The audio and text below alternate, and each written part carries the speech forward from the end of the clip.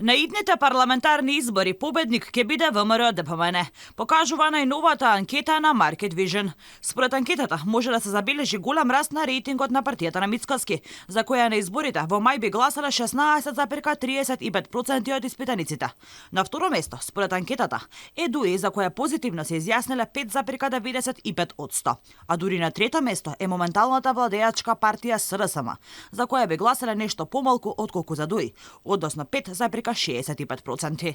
Беса 1,40, Алијанса за албанците 1,10, Алтернатива 0,70, Демократско движење 0,20. Не знае дали ќе гласа 15,85. Нема да излезе на гласање 20,2. Ако се следи рейтингот на партиите, може да се забележи дека, барем во анкетите нарачани од МКД, а спроведени од Market Vision, континуиран раст на довербата има кај ВМРО ДПМН, а пад во популарноста на социјалдемократите. Кај ДУИ има благ раст во рейтингот, а кај партијата на Таравари кривата оди надолу. За ВМРО ДПМН во септември би гласале 25,1%, а на анкетата во декември 26,7%. За СДСМ во септември би гласале 9,5%, а на анкетата во декември 9,2%. За ДУИ во септември би гласале 9,7%, а на анкетата во декември бројот е ист. За Алијанса за албанците во септември би гласале 3,1%, а на анкетата во декември 1,8%.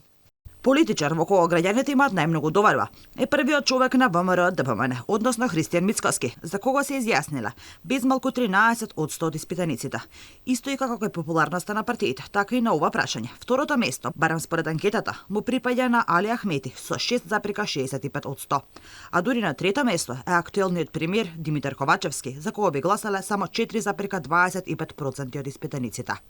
Повеќе од половина од испитаниците изјавиле дека немаат доверба во ниту еден лидер на политичка партија.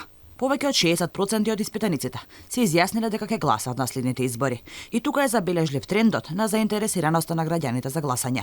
Во јуни таа бројка беше 56,8%, во септември 52,2% и декември 61,2%. Анкетирањето било спроведено од 8 до 15 декември со телефонско анкетирање со помош на компјутерна примерок од 1067 испитаници со интервал на доверба од 95% и маргина на грешка плюс минус 3%.